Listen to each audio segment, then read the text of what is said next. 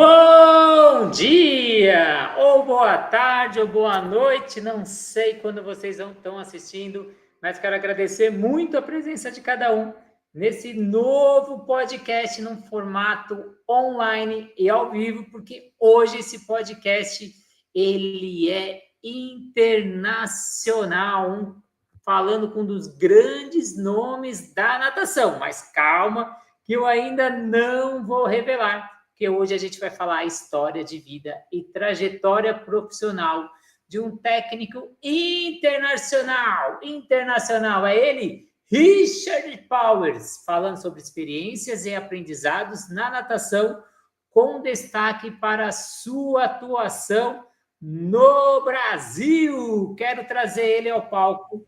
Richard Powers, vou falar um pouquinho sobre esse homem, que foi difícil fazer um resumo sobre ele. Então, é um dos treinadores de natação mais experientes e respeitados no cenário internacional.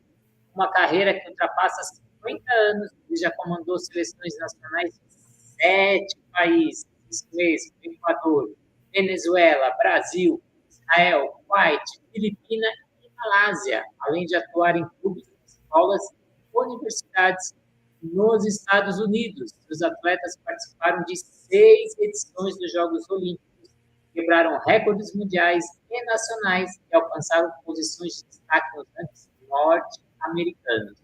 Richard já ministrou mais de 150 clínicas de treinamento em 63 países.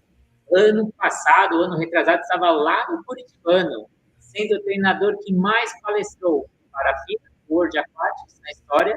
Foi palestrante do World Swimming de San Diego, possui certificação nível 5 pela ASCA, American Swimming Coach Association. No Brasil, treinou clubes e foi técnico da equipe nacional na Academia Games, estando o título nacional como equipe em 76. Seja bem-vindo, Richard Powers! Muito obrigado, tudo bem? E, além disso, estou trazendo uma participação especial de quem foi auxiliar dele aqui no Brasil e tem muita história para contar. Ele que tem cadeira cativa aqui no nosso podcast. Luiz Lula Feijó, profissional de educação física pós-graduado em natação desde 1974, psicólogo atuante em natação e psicoterapia. Foi nadador campeão brasileiro do Troféu Brasil, técnico assistente do Hebraica, campeão do Troféu José Finkel e vice-campeão do Troféu Brasil. Criador e desenvolvedor do método Nadar Sem Medo desde 1989. A gente tem um podcast só sobre esse método. Se alguém quiser mais contato pelo Instagram, @psicoterapia positiva. Seja bem-vindo ao palco, Luiz Lula Feijó! Olá! Muito obrigado pela oportunidade, Renato. E para a gente iniciar, vamos agradecer os nossos parceiros que fazem desse sonho uma realidade. A gente tem aqui embaixo a Sobrasa, Sociedade Brasileira de Salvamento Aquático, que visa a redução no número de casos de afogamentos. A plataforma Educar, com mais de 200 cursos para você estudar onde quiser, como quiser e quantas vezes quiser. O aplicativo da Swimtrack, que monitora a evolução do seu aluno, faz avaliação pedagógica, aeróbica, anaeróbica. A Manta, nova metodologia no mercado, trabalhando gamificação e com preço muito acessível. E a Flote, materiais pedagógicos que te auxilia desde o bebê até o treinamento. Mas vamos deixar de papo e vamos para o que interessa. Quero saber, Richard, como começou a sua história na natação e o que te levou a seguir a carreira como técnico?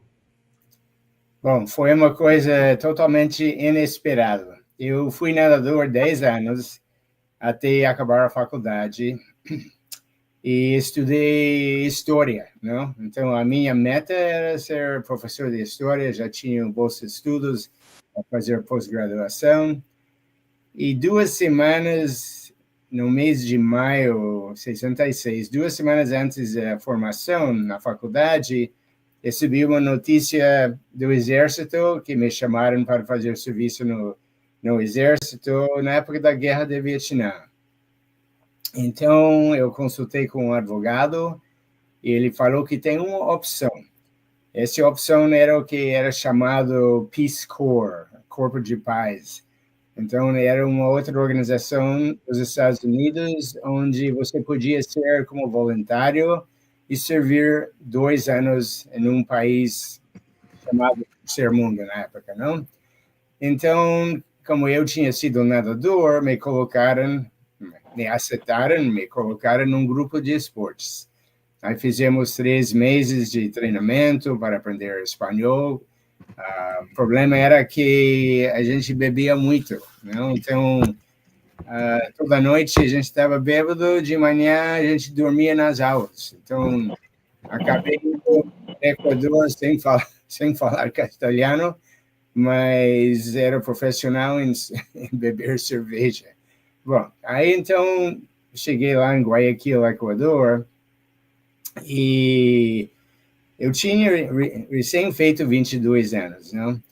E eu era um desses caras na natação que eu fazia o que o técnico mandava, mas eu nunca prestava muita atenção. Então, cheguei lá sem saber o que era para fazer como técnico. Mas como era americano, as pessoas achavam, ele deve conhecer muito, não?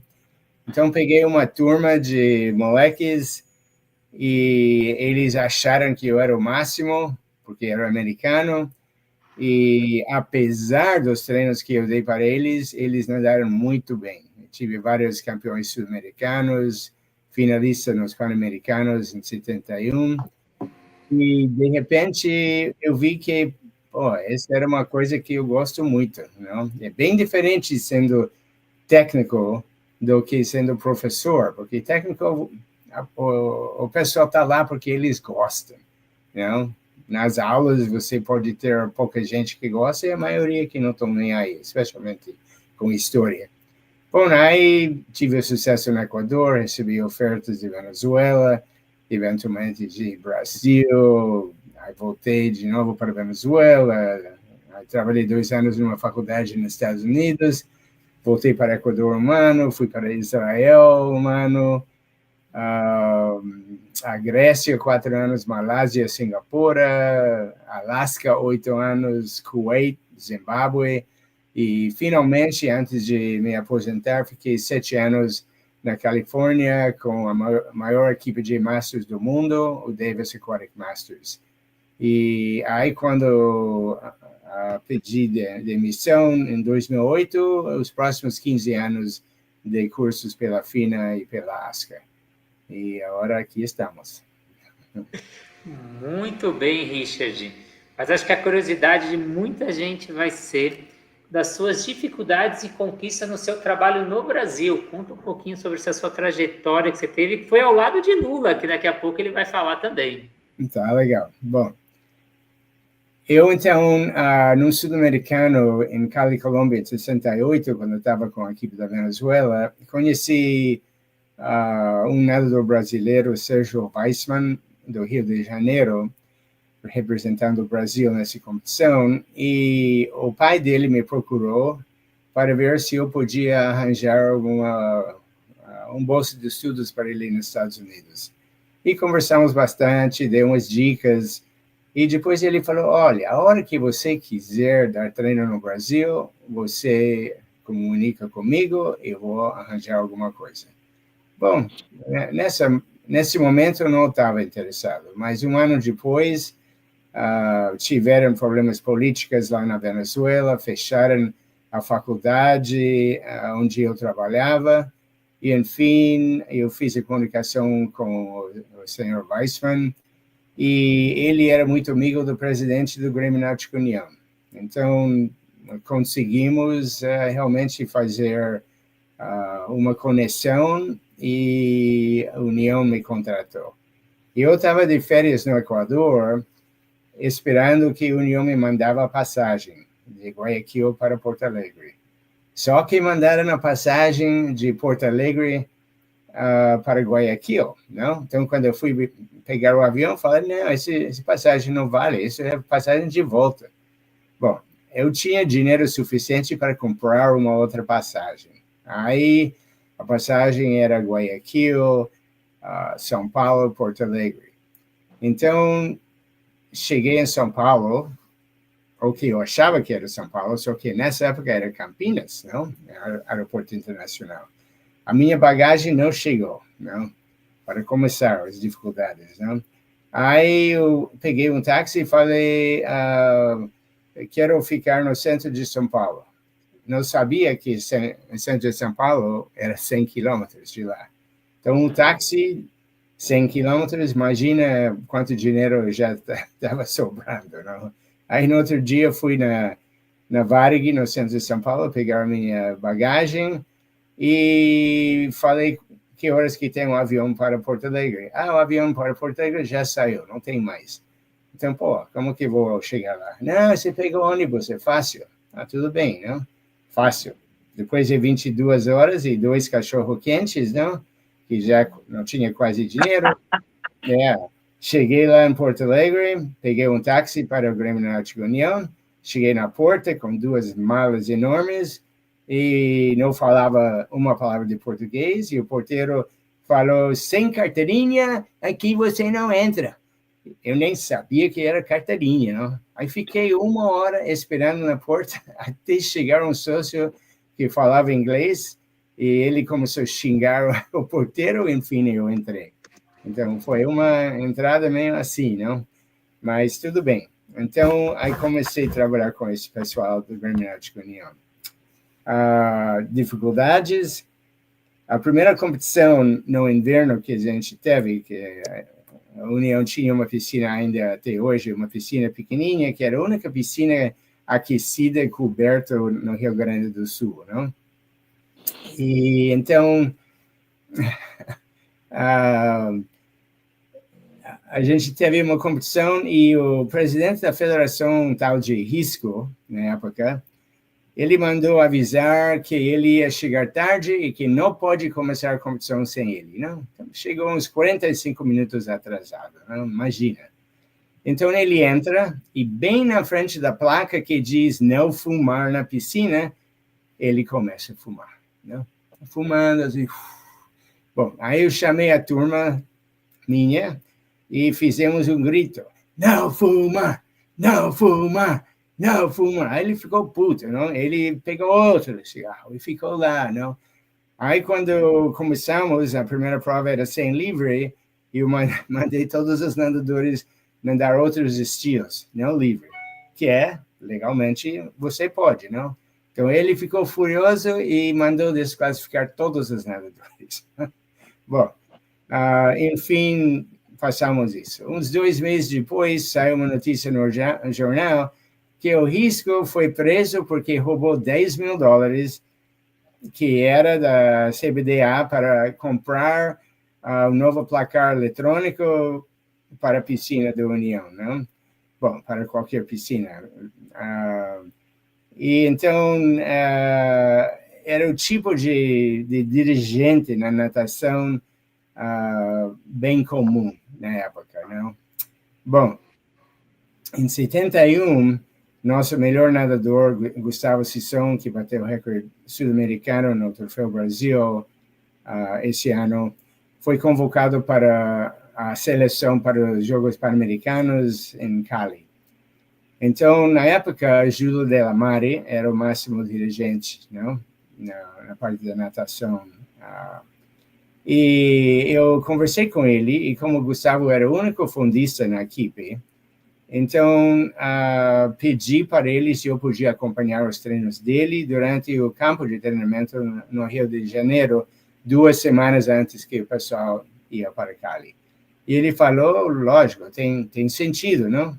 Muito bom. Eu fui com o Gustavo para o Rio, e quando eu fui entrar na piscina com ele, o técnico-chefe da seleção, o Roberto Pavo disse para mim, você não entra aqui, não. Mas como? Eu falei com o Júlio Della Mare e falou que, não, senhor, eu sou o chefe aqui. Ele não manda aqui. Então, falei, bom, olha, vamos pelo menos sentar uns 5 minutos e conversar sobre os treinos do Gustavo para você conhecer. Não, senhor, aqui mando eu. Aqui todo mundo treina igual. Não? Bom, fui embora. Gustavo treinou com os fondistas 2 semanas, piorou seus tempos e acabou parando de nadar pela decepção. Não? Depois que voltaram, o Pavel fez um relatório para a CBDA da viagem e falou que o mau resultado de Gustavo Sisson foi devido ao técnico americano Richard Powers, que recusou conversar comigo sobre os treinos de Gustavo. Não? Imagina. Não? Bom, é o Roberto Pavel, que talvez ninguém conhece como eu.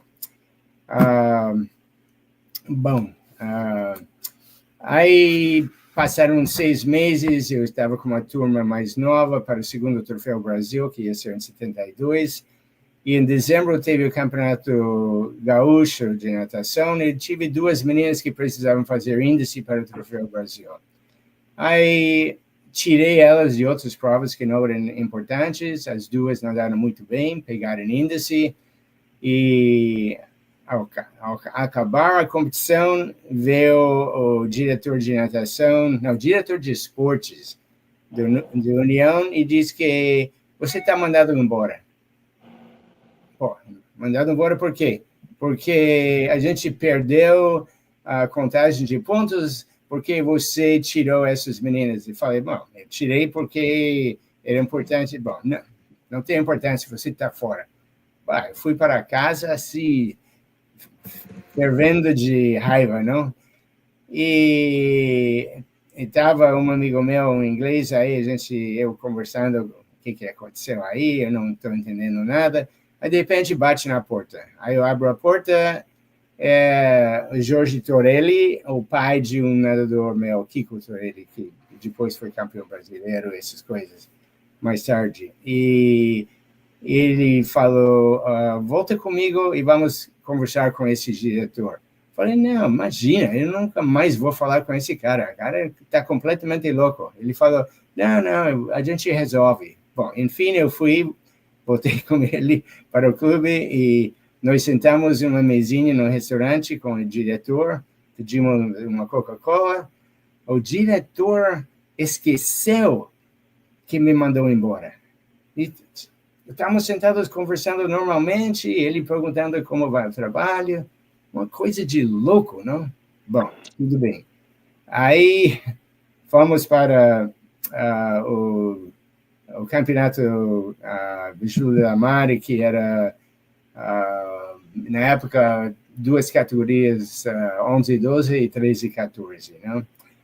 E eu tinha deixado a equipe com meu assistente, um ótimo técnico brasileiro, Mauri Fonseca, e eu ia voltar para pegar o treino final, uma semana dos caras antes de ir para o Troféu Brasil. Aí no domingo à noite, que eu ia sair logo de manhã no outro dia para Porto Alegre, aí me chama o diretor de natação e diz que se você volta aqui, vai ser mandado embora. Bom, eles queriam guardar dinheiro de uma passagem, diz ele, não? Tudo bem. Aí não vi meus nadadores da equipe principal durante 10 dias antes do Troféu Brasil. Aí o resultado foi bom, ganhamos algumas provas, e aí quando eu voltei para Porto Alegre no dia seguinte, esse mesmo diretor me chamou para o escritório dele e falou, Richard, é muito bem resultado. Agora, se você quiser continuar dando treino aqui na União, pode, só que vamos cortar teu salário em 50%. Sem explicação. Bom, a explicação depois foi que nova diretoria queria construir uma sala de bailes, de danças, e não sei o quê. E todos os técnicos estavam sendo cortados ou mandados embora. Bom, aí eu não sabia o que fazer com a minha vida nesse momento. Acabei chamando o senhor Weissman, no Rio de novo, e falei, aconteceu isso. Ele falou, espera aí, me dá 2 dias. E ele era muito amigo do presidente da Hebraica de São Paulo. Então, ele arrumou uma entrevista e eu fui lá fazer a entrevista, o presidente da Hebraica. Então, ele falou para mim, o senhor Weissman falou muito bem de você, estamos interessados, só que você vai ter que fazer uma pequena operação, né? Operação que fazem os judeus, né? E falei, bom, eu já fiz essa operação. Então, ele falou, então tá bom, então você está contratado. Né?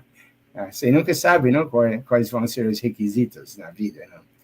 Bom, aí fiquei 5 anos e pouco na Hebraica, que me deu muito prazer o resultado dos meninos, porque começamos o primeiro ano sem nenhum nadador com índice para o Troféu Brasil.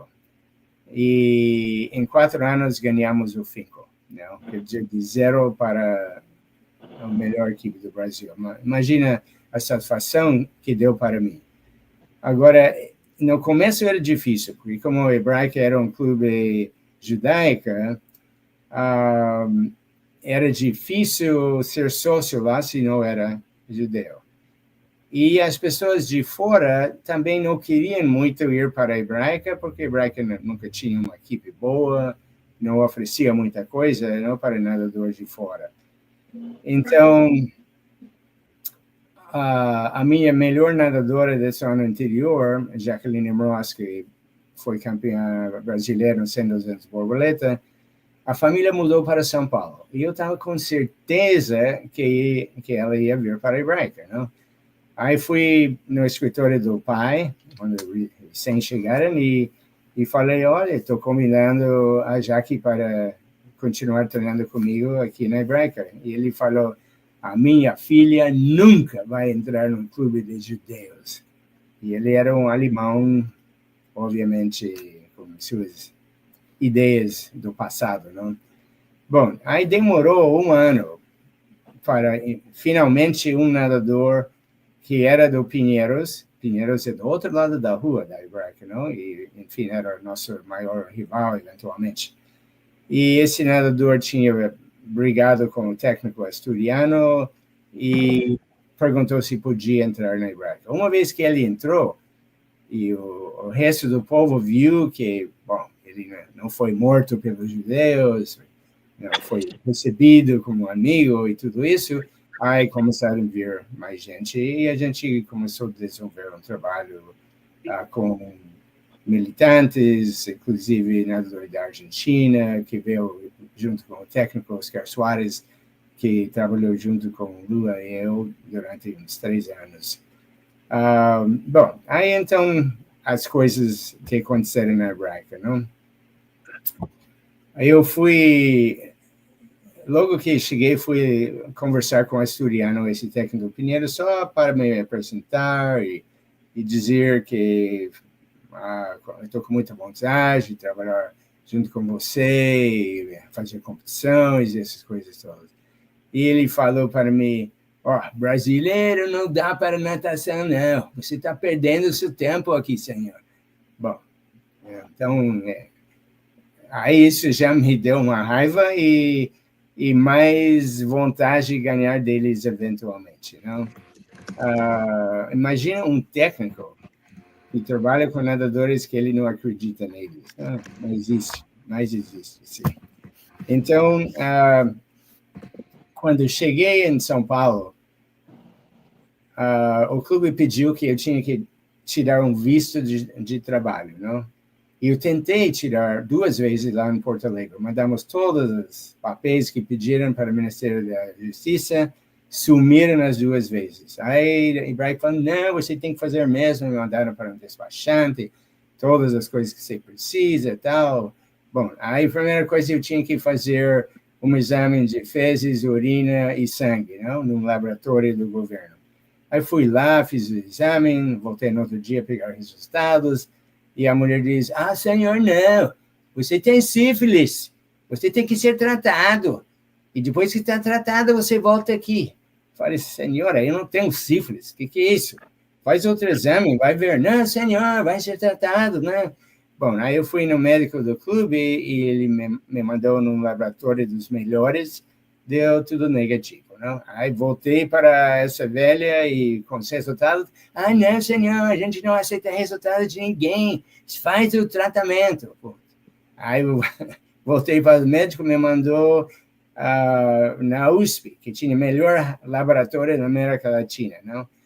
Tudo é negativo. Volto de novo. A senhora diz, não, vai embora, faz o tratamento. Aí o médico falou, bom, espera 2 meses, aí você volta e faz o exame de novo. Aí eu voltei depois de 2 meses, vamos fazer o exame. O exame deu negativo, você viu, senhor? Se você não tivesse perdido tanto tempo, né, fazendo besteira, bom, aí vai falar o quê? Aí eu peguei os resultados dos exames e eu tinha que ir para Rio de Janeiro para dar entrada em outro lugar lá. Bom, aí eu entrego os exames para o cara no Rio e ele diz, sangue tá bom, mas fezes e urina já venceram, faz 2 meses, volta para São Paulo fazer de novo. Não? Puta, aí eu voltei, fiz, aí mandaram para Brasília, para o Ministério da Justiça, como sempre, não? Passou 3 meses, passou 6 meses, enfim, a Hebraica mandou uma pessoa para o Ministério e descobriram que a única pessoa no Brasil, nessa época, que podia dar o carimbo no meu passaporte com visto, estava de férias 1 ano na Europa. Então, imagina quantos milhares de pessoas não podiam... Bom, enfim, consegui. Não? Demorou mais 2 anos, mas são essas coisas do Brasil. Bom, voltando para a natação. Eu fazia competições, arranjia competições com outros clubes, porque o calendário da federação não deu suficiente competições para estimular os meninos. Aí, no primeiro ano, todo mundo queria competir com a Hebraica, não? Lanche de graça, a gente ajudou com hotel mais barato, todas essas coisas. E a gente perdia todas as competições do primeiro ano. Aí, no segundo ano, já começamos a melhorar, ganhamos um ou outro. Aí o pessoal pedia, vamos fazer a competição sim, só que não vamos contar pontos, não vai ter contagem, não. Bom, vai fazer o quê? Então, até o último ano, só 2 clubes no Brasil, o Flamengo e o Minas Tênis, concordaram em competir com a gente. Não? Então, a mentalidade, você viu, das pessoas, não? Se vai perder, melhor não competir. Não? E assim que foi. Não? Bom,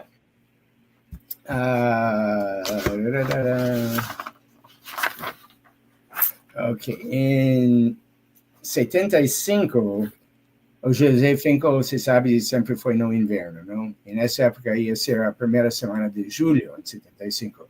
A gente treinou pacas para essa competição. O pessoal estava super bem, pronto para ganhar essa competição. Uma sexta-feira, 2 semanas antes do campeonato, recebo um aviso do CBDA que trocamos a data da competição. Não vai ser mais a primeira semana de julho, vai ser em outubro, no meio da temporada de verão, não? Que não tem sentido nenhum, não? Mas quem vai discutir com a CBDA, não? Bom, aí eu não sabia o que dizer para os meninos. Imagina, o pessoal treinou 2 vezes ao dia durante 1 ano, todo mundo assim, super bem, animado.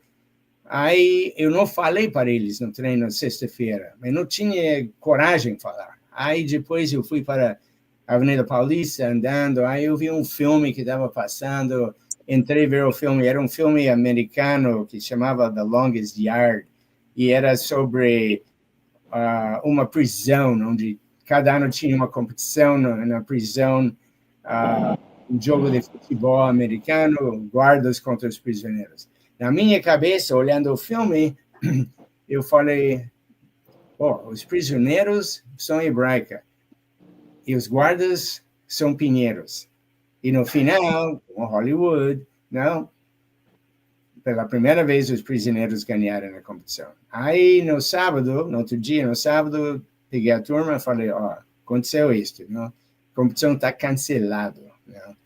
E nós temos, na semana que vem, o Campeonato Paulista de Inverno. E nós vamos fazer uma coisa diferente. Vamos fazer um descanso de uma semana, só soltando na piscina, praticando umas viradas, umas saídas, mas treino quase nada. Vamos descansar bem e vamos ganhar essa competição. E contei do filme e falei, vai ver esse filme e pense como eu pensei quando estava vendo o filme. Bom, chegamos na sexta-feira para começar a competição e uma dica aí, nessas competições importantes, se dá para colocar o primeiro nadador, sendo uma pessoa que você tem muita confiança nele, ele vai bem, toda a equipe vai bem depois. Todo mundo está esperando o que vai fazer o primeiro nadador. O nosso primeiro nadador foi nos 200 livre, foi um cara, como as séries mais fracas começam primeiro, era um cara regular, não tinha muito talento, mas bom moleque. Bom, ele tinha 2,20 nos 200 livre, né? Hoje em dia parece ridículo isso, não? E na competição ele fez 2,14. Com isso eu sabia que a gente ia ganhar a competição. Estava todo mundo já alto, né, de ver o Moishe fazendo esse tempo. E, enfim, ganhamos por 100 pontos. Né? Primeira vez que a gente ganhou do Pinheiros. Então, esse foi meu momento no Brasil que me deu mais satisfação. Mais do que ganhar o Finco o ano seguinte. Né?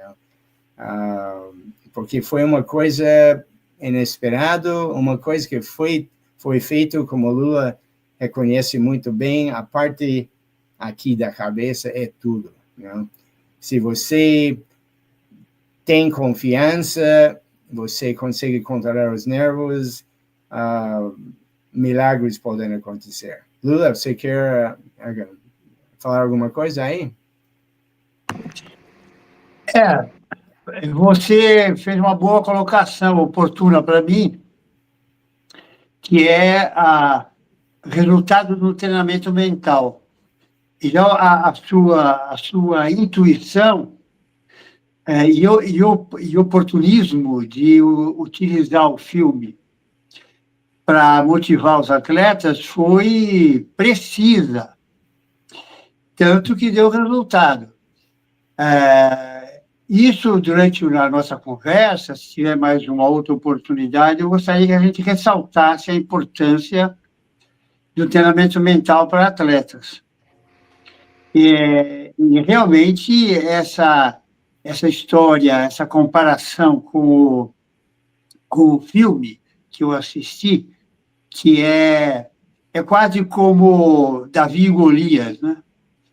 Então, de repente, o menor consegue abater o maior, entre aspas. E eu percebi isso no nosso trabalho na Hebraica, Richard, durante todo o percurso, o seu expertise com relação a passar confiança para a equipe. Porque você é autoconfiante. Você é um disciplinador, um educador que conseguia, não só nesse momento, mas durante todo o nosso trabalho, eu observava você disciplinador, motivador, inspirador, e o resultado foi esse. E aí teve um outro resultado importante também, né? Mas grato por me dar a palavra. Tá bom. Vou continuar, então. Vou tentar passar mais rápido, porque estou falando muito aqui. Richard, eu queria que você falasse um pouco sobre quando você chega no Brasil, como que foi o apoio, a recepção dos dirigentes, dos outros técnicos? Porque sempre que vem uma figura internacional, balança um pouco as estruturas do clube. Como foi essa recepção com você? Bom, vou dar um exemplo. No ano 73, eu fui para a clínica da ASCA, a maior clínica de natação no mundo, que faz uma vez ao ano. Foram 5 técnicos brasileiros, dos melhores clubes, todo pago pela CBDA. Eu paguei a minha passagem. Eu assisti todos os discursos, né?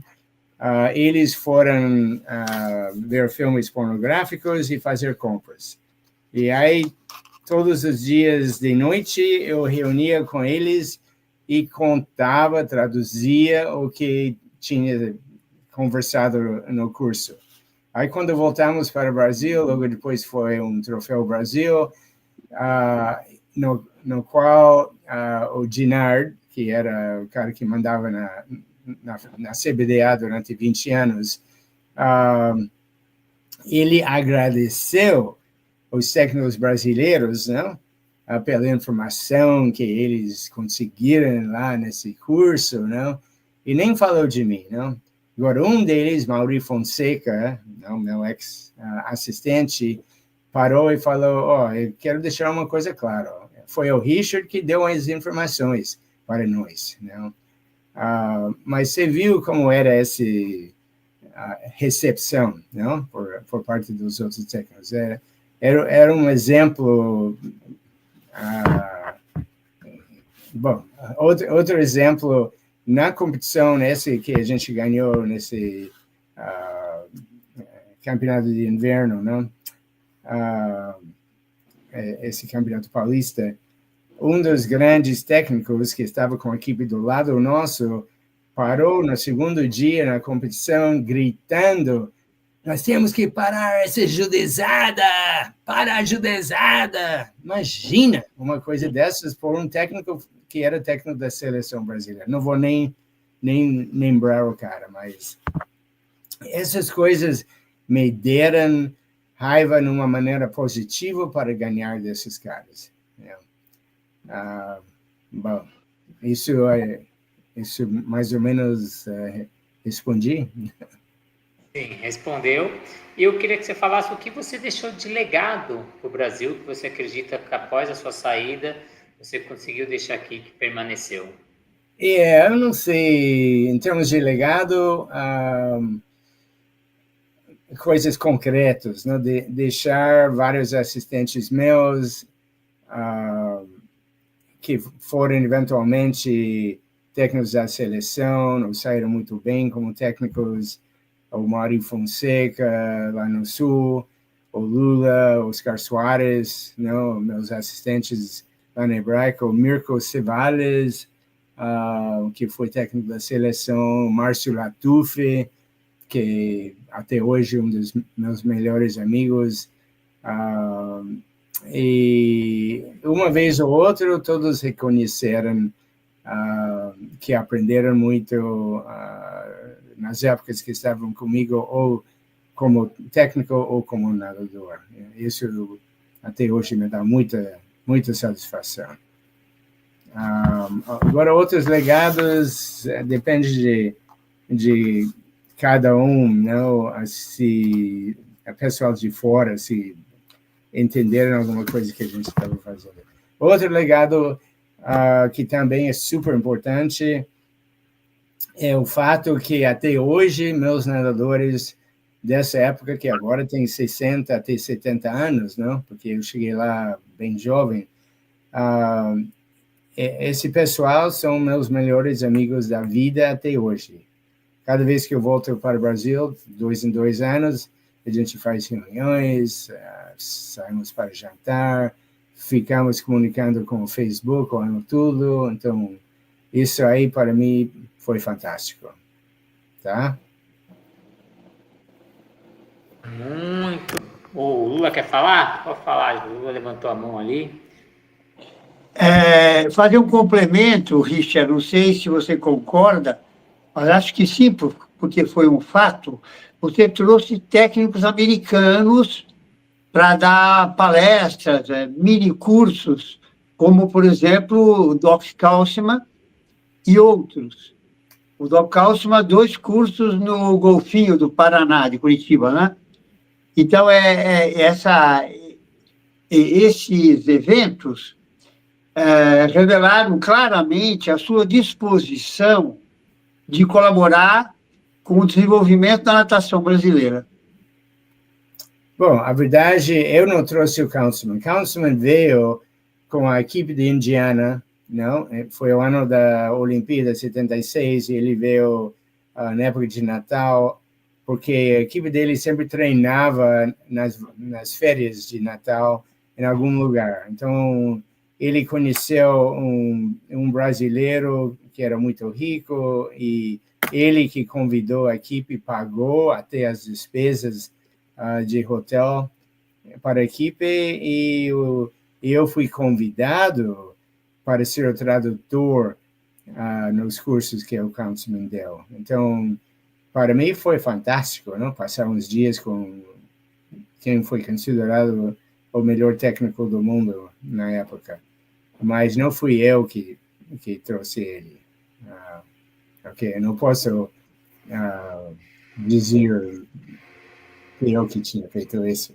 Mas foi boa experiência, não? Nós temos um pouquinho de tempo ainda, Simão? Tem, Okay. fique à vontade. Eu queria continuar com algumas coisas importantes, não? Então, esse cara, Rubens Dinard, que foi presidente da CBDA durante uns 20 anos, ele ganhava as eleições cada ano porque ele pegava os votos dos estados do norte que não tinha natação. Não? Então, ele fazia uma viagem lá, não sei o que ele prometia para eles, mas todos esses estados votaram nele e como eram mais estados sem natação do que tinha natação, ele ganhava e ficava lá. O cara não entendia nada de natação, mas época de governo militar e tudo isso, não? Então, ele que mandava. Eu tinha uma nadadora que veio da Espéria para a Hebraica, Miriam Buzin, e nós fizemos tudo o que foi pedido pela CBDA para fazer a transferência dela, não? Inclusive, falei pessoalmente com o Dinard. Aí chegamos na véspera do troféu Brasil em 76, e Dinard diz que essa menina não pode competir pela Hebraica. Sem nenhuma razão, falou assim, não? Aí eu fiquei puto da vida, e fui na cara dele e falei, você acaba de me prometer, não? Bom, eu me queimei para sempre com ele, não? Porque ninguém tinha coragem não ir contra, e muito menos em época do sistema militar. Bom, então, nós fomos para 76, nós fomos para o campeonato Júlia Mare, no infanto juvenil no Rio, e chegamos lá e a piscina não estava pronta ainda, não? Que aconteceu várias vezes na minha carreira no Brasil, que chegamos no campeonato, a piscina não tinha água, não? E sempre chegamos uns 2, 3 dias antes para acostumar, não? Bom, aí falaram, todas as equipes podem treinar na escola naval, que recém tinha feito uma piscina nova. Aí liguei para o comandante, não? O comandante disse, não, vem aqui, piscina está livre. Aí pegamos um van e vamos lá. 1 hora de viagem, não? Do centro do Rio. E chegamos lá, o pessoal saiu, foi trocar, começou a entrar na piscina, veio um cara, disse que não, aqui não pode. Mas como? Você acaba de falar com o comandante tal. Não, agora não é comandante tal, é outro comandante. Ele não quer que você fale, bom, você está brincando, cara. Não, estamos aqui para o Campeonato Brasileiro, vocês dizem que estão ajudando o esporte.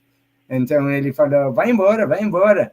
Bom, aí ele saiu. Aí falei para os meninos, entra na piscina, vamos fazer o aquecimento. Bom, entraram. 5 minutos depois, veio uma turma de soldados aí, com os paus na mão. Sai daqui, senão vamos tirar vocês da maneira que não vão gostar. Bom, aí eu tinha que mandar o pessoal... E você vem aqui para falar com o comandante, não? Aí desci, falei com o comandante e falei, eu quero agradecer você, tá dando um apoio para a natação, né? Muito bem feito, não? Você é quem? Você não é nem brasileiro, eu vou conseguir que você seja mandado embora do país. E fizeram um pedido para me tirar do país, para ser deportado. Só que a Hebraica tinha um general que era mais poderoso do que esse comandante, e ele conseguiu parar o processo, não? Mas são coisas aí que te deixa louco, não? Em 76, tivemos a Olimpíada, não? Então, teve 4 brasileiros que, no revezamento 4x200, juntando sempre os 4 nas competições, fizeram índice. Índice era 7,55, os 4, que eram 3 paulistas, e mais o Dejan Madruga, fizeram 7,53. No dia seguinte, o Dinard mudou o índice para 7,51, só nessa prova. E deixou os 3 brasileiros parados e só o Dejan foi. 2 semanas depois de acontecer isso, 3 meninas cariocas, a Cristina Bassani, a Flávia Nadalucci e a outra, não lembro, foram num programa de esporte na televisão, chorando, dizendo, se não levam a gente para a Olimpíada, não vamos mais nadar. No outro dia, as 3, sem índice nenhuma, foram escaladas para a seleção, não? E foram para a Olimpíada. São coisas de injustiça, não? Um desses nadadores, o meu, foi o Sergio Heitzfeld. O ano seguinte, o Sergio Heitzfeld ganhou o Troféu Brasil no 100 livre. Bom, aí vem as fotografias. Se você podia colocar a primeira fotografia que tem a cara entrando, sai. Ok, essa fotografia foi o 100 livre nesse Troféu Brasil. Se dá para perceber, tem um nadador já dentro da água, as mãos dele quase embaixo das bandeiras, e os outros nadadores todos no ar. Esse nadador foi José Namorado, foi um nadador de Mogi das Cruzes, era boa pessoa, mas queimou a saída. Do lado dele, os 2 nadadores, um de um lado, um do outro lado, eram nadadores da Hebraica. Então, como eles 2 perceberam que ele queimou, eles pararam quando entraram na água. Não deviam ter parado, mas pararam, e depois viu que ninguém chamou de volta, não? Então, de 0, começaram a nadar. Do outro lado da piscina, um nadador que está no ar com as mãos quase tocando na água, com touca branca, ele é Sergio Heitzfeld, que também era da Hebraica. E ele, que não viu o namorado queimando a saída, ele ganhou a prova, não devia. Esse nadador do lado esquerdo do namorado devia ter ganho, não? E ele pegou 3º, e o outro nadador da Hebraica pegou, acho que 6º. Então, em vez de pegar 1º, 2º e 4º, nós pegamos 1º, 3º e 6º, e perdemos o Troféu Brasil por 4 pontos com isso, não? Então, coloca a outra foto que vai mostrar a chegada. Deixa eu colocar ela aqui, só um minuto.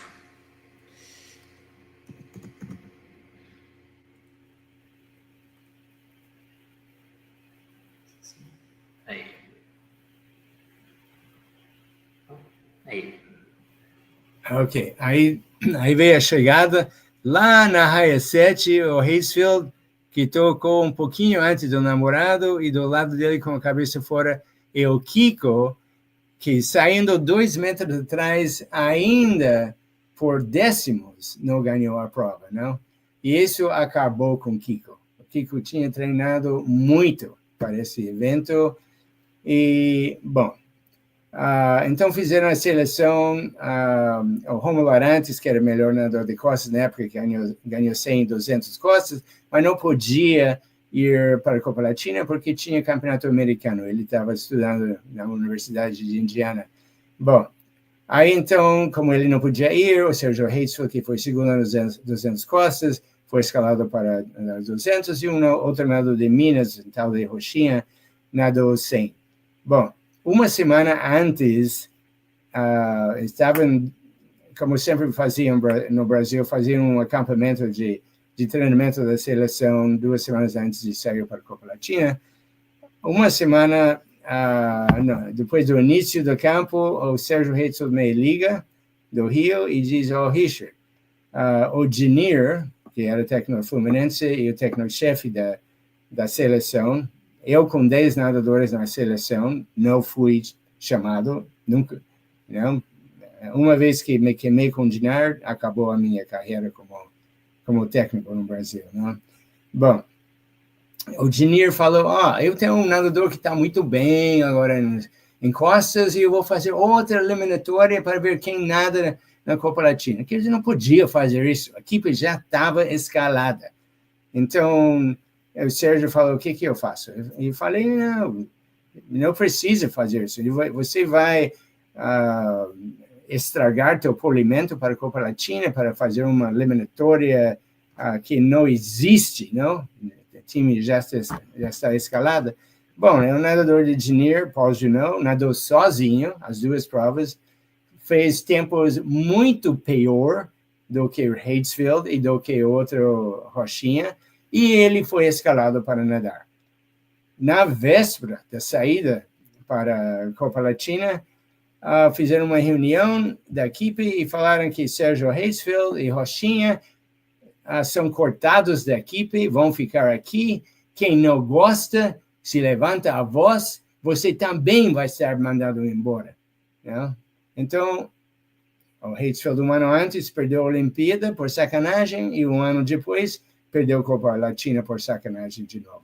E logo depois parou de nadar. Igual como o Gustavo Sisson tinha feito no Pan-Americano de 71. São essas coisas que me deixam sempre com um gosto negativo, não, da natação brasileira. Ok, acho que preciso parar um pouco, não? Eu queria que você falasse um pouco, Richard, o que te motivou a escrever seu livro sobre as suas experiências e como as pessoas podem adquirir esse livro? Qual foi a última? E como as pessoas podem adquirir o livro?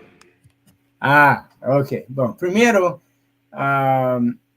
eu tive uma vida como técnico bem diferente de qualquer outro. Não? Quem já trabalhou em tantos países, com tantas experiências diferentes, tantos cursos em tantos países. Então, desde quando comecei, eu sempre tomava nota de coisas que me aconteceram em cada país, pensando eventualmente quando eu paro de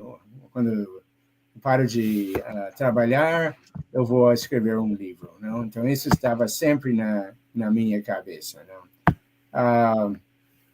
Bom, aí quando eu fui para as Filipinas em 2008, eu ia me aposentar lá e fui consultor da Federação de Natação, fiz uns trabalhos de graça, não? Aí tinha tempo e escrevi o livro lá. Consegui uma firma que publicou o livro e depois de 1 ano e meio, a firma entrou em falência, não? Então, o livro, eu tenho umas 2 cópias ainda, vendeu uns 500 cópias nesse primeiro ano, e inclusive a companhia não me pagou os direitos, não? Mas pelo menos escrevi o livro. Então, os 2 capítulos da parte do Brasil, eu mandei traduzir como tradutor profissional, e o resto, o livro todo, eu posso mandar para você através de um e-mail ou no próprio WhatsApp, não, se você quiser. Mas está no Amazon. Às vezes tem uma ou outra cópia usada que aparece no Amazon. Swimming from A to Z, né? Você viu o nome, não? Alaska to Zimbabwe. Se quiser, eu te mando pelo computador, tá? Muito bem, eu queria que você deixasse uma mensagem final para os técnicos, ou nadadores, ou iniciantes, ou até mesmo já nadadores renomados aqui do Brasil. Um minutinho. Pode falar. Fala. Temos uns 2 minutinhos para eu falar? Pode falar, a casa é sua. Tá. Richard, como eu fiz o comentário da sua colaboração com a natação brasileira através de, equivocadamente, através de trazer o Kauffmann, isso me fez lembrar que Eu não acompanhei, mas eu fiquei sabendo que você veio ao Brasil, não sei se foi uma vez ou mais do que uma vez, e deu cursos aqui. Não sei se foi pela FINA, pela ASCA, pela FINA, né? Seria. A pergunta é: você deu cursos aqui no Brasil depois que você se desligou como técnico? Sim, dei vários cursos. Alguns eram, bom, todos eles foram convites de clubes. O Pinheiros, Hebraica, Grêmio Náutico União, um clube em Araguaína, no meio da selva, outros, Santos, mas todos eles foram iniciativas ou de técnicos amigos, também Ribeirão Preto com o Joãozinho, Piracicaba, sei lá, um monte de cidadezinhas, não. Mas não eram da FINA, eram conexões, pessoas que lembravam de mim e queriam fazer uma coisa desse tipo, tá? Viu, Renato, eu não sei se tem no outro bloco, mas o Richard não pode esquecer de falar sobre a atividade de cursos pelo mundo, aí pela FINA, eu não sei se é FINA e ASCA também, você parece 60 países, né, que você deu curso, depois, eu repito, não sei se é desse bloco ou do outro. Será na próxima entrevista, o Guga já dando spoiler da nossa próxima entrevista, o último clube que o Richard Powers teve aqui no Brasil foi o Curitibano, e curiosamente, uma semana depois, eu fui dar um curso logo depois dele, foi uma coincidência, então foi o último clube que o convidou. E queria que você deixasse a mensagem final aí para os nadadores brasileiros, ou técnicos, né? Ok. Não entendi bem a pergunta, Renato. Fala de novo. Eu gostaria que você deixasse uma mensagem final para os técnicos, nadadores. Que dicas você daria para quem está iniciando, para quem já está há um tempo?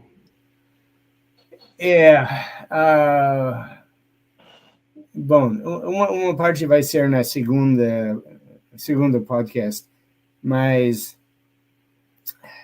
apesar de ter técnicos bons no Brasil, a situação da natação, comparado, vamos dizer, com os Estados Unidos, são várias comparações grandes, não? Ou diferenças grandes. Não?